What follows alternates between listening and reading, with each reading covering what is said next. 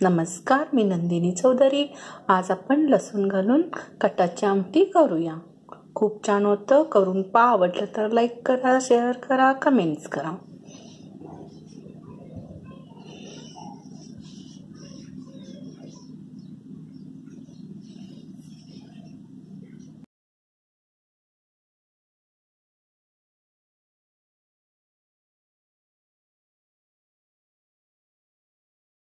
कोथिंबीरचं देठ,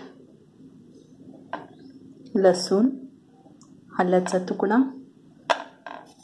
1 टेबलस्पून तीळ, half teaspoon जिरे, हाफ टीस्पून धने, मी आता धण्याचं पूड घेतले, 3 लवंग, दालचिनीचा तुकडा, खोबरं, वाळलेलं खोबरं, ओलं खोबरं घेतलं तरी चालेल, कढीपत्ता। आता आपण मिक्सरला फिरवून घेऊया।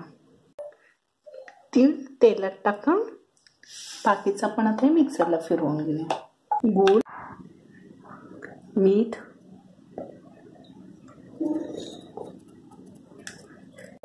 चिंच,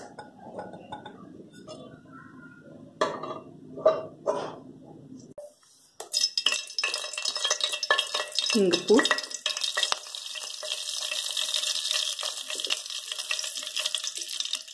मोहरी दाणे,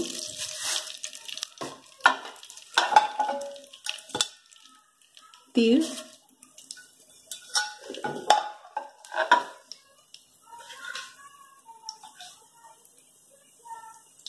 कढीपत्ता,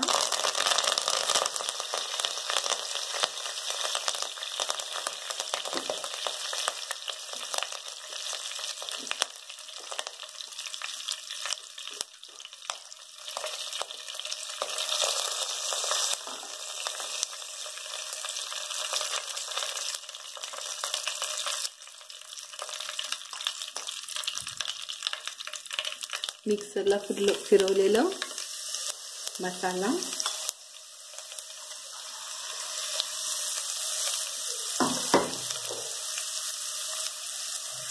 हळद। आता हा मसाला तेलात छान भाजून घेऊया।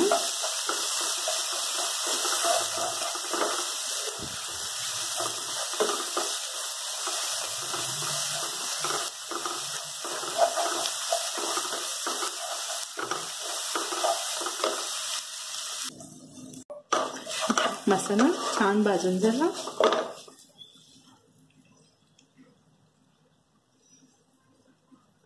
नवीन तिखट,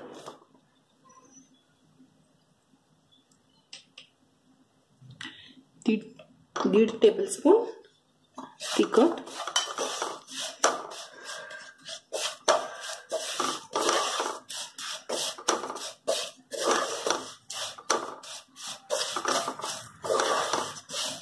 आता आपला मसाला सगळा भाजून झाला। आता आपण पुरणचं पाणी काढलेलं, डाळीतलं पाणी काढलेलं घालून घेऊया।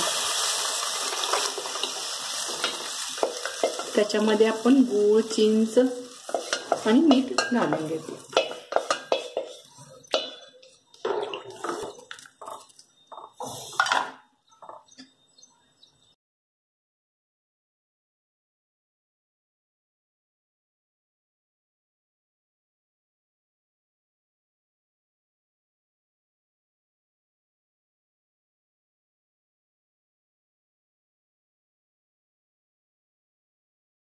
ही आपली कटाची आमटी तयार झाली।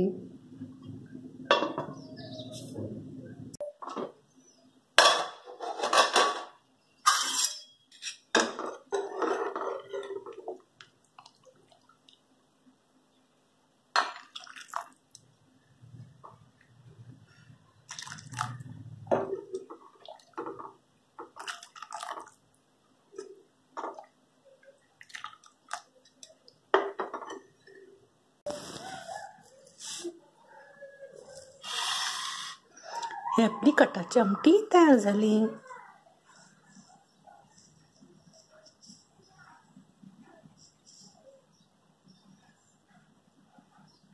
गव्हाच्या कुरड्या, हे बघा, आपण ज्या दिवशी उन्हात न काढतो लगेच तळलं ना तर लाल होतं। आणि हे बघा, आता हे कुरडी करून 8 दिवस झालं।